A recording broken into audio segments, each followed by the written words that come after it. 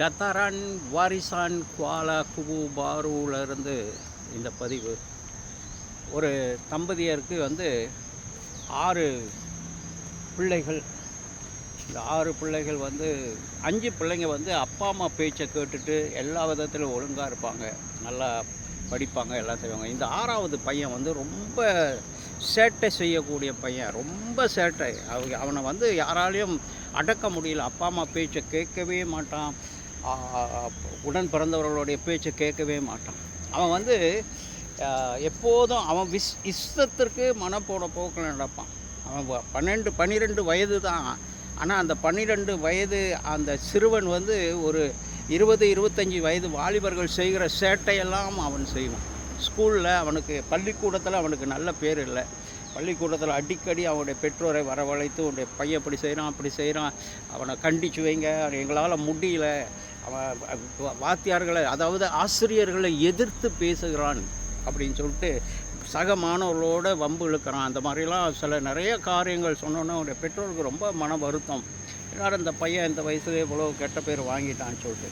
அப்போ அவங்களுடைய நண்பர், அந்த பள்ளிக்கூடத்தில் இருக்கிற ஒரு ஆசிரியர், அவங்களுடைய நண்பர், அவர் சொல்கிறாரு, நான் உங்களுக்கு ஒரு ஆலோசனை சொல்கிறேன், அந்த ஆலோசனை படி கேளுங்கன்னொன்னே அவங்க சொல்கிறாங்க, சரி சொல்லுங்கள் அப்படின்னோடனே, இந்த பையனை ஒரு சீர்திருத்த பள்ளி இருக்குது, அந்த சீர்திருத்த பள்ளிக்கு அனுப்புங்க. அந்த பள்ளியில் போனான்னா அவனுடைய வாழ்க்கை முற்றிலுமாய் மாறுவதற்கு வாய்ப்புகள் நிறையா இருக்குது அப்படின்னு சொன்னோன்னே இந்த பெற்றோரும் அதை ஏற்றுக்கொண்டாங்க. சரி, ஏன்னா இவனை யாராலையும் அடக்க முடியல, யாராலையும் ஒன்றும் செய்ய முடியல, இவனை வேறு வழி இல்லை, அந்த சீர்திருத்த பள்ளிக்கு அனுப்ப வேண்டிய சீர்திருத்த பள்ளிக்கு அனுப்பிட்டாங்க.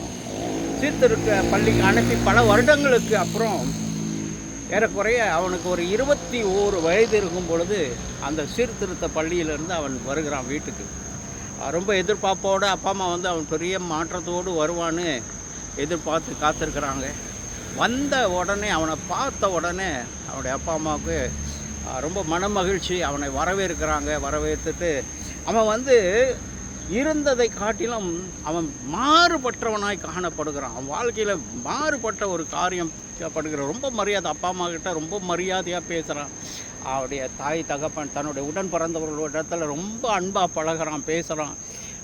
ஒவ்வொரு நாளும் அவன் என்ன செய்கிறான், உட்காந்து முழங்கால நின்று ஜெபிக்க ஆரம்பிக்கிறான். இது இவங்களுக்கு ஒரு ஆச்சரியமான செயலாக இருந்துச்சு. என்னடா இவன் ஏதோ புதுசாக ஒன்று செய்கிறானே அப்படின்னு சொல்லிட்டு. அப்புறம் தான் அவனை கூப்பிட்டு அவங்க அப்பா அம்மா பெற்றோர்கள் கேட்கும்போது, நான் ஆண்டவராகிய இயேசு கிறிஸ்துவை அந்த அந்த அந்த அந்த சீர்திருத்த பள்ளியில் இருக்கும் பொழுது நான் ஏற்றுக்கொண்டேன். என் வாழ்க்கையில் மாற்றத்துக்கு காரணம் முழுக்க ஆண்டவராகிய இயேசு கிறிஸ்து தான் சொல்லி, ஆண்டவராகிய இயேசு கிறிஸ்துவை சொல்லி பைபிள் வசனங்களை தன்னுடைய பெற்றோருக்கு எடுத்து சொல்கிறான்.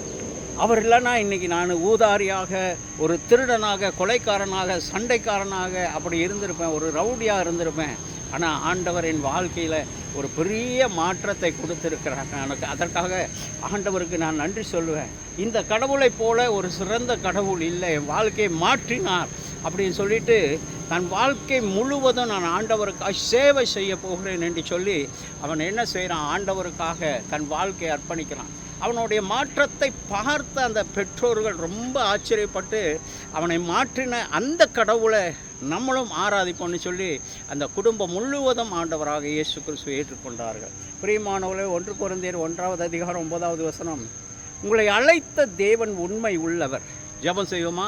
ஆண்டவரை ஏதோ ரொம்ப ஆண்டவரை பிடிவாதமான சில காரியங்களும் வீட்டு குடும்பம் விரும்பாத காரியங்களும் செய்த அந்த மகனுடைய வாழ்க்கையில் நீர் வந்த பொழுது அவன் முழு மாற்றத்தை அடைந்ததை பார்க்கிறான். அது மாத்திரமல்ல, அவன் மூலியமாக அந்த குடும்பங்களும் ரட்சிக்கப்பட்டதை பார்த்ததற்காக நன்றி ஆண்டவரை. இயேசு நாமத்தில் ஜெபிக்கிறோம் பிதாவே.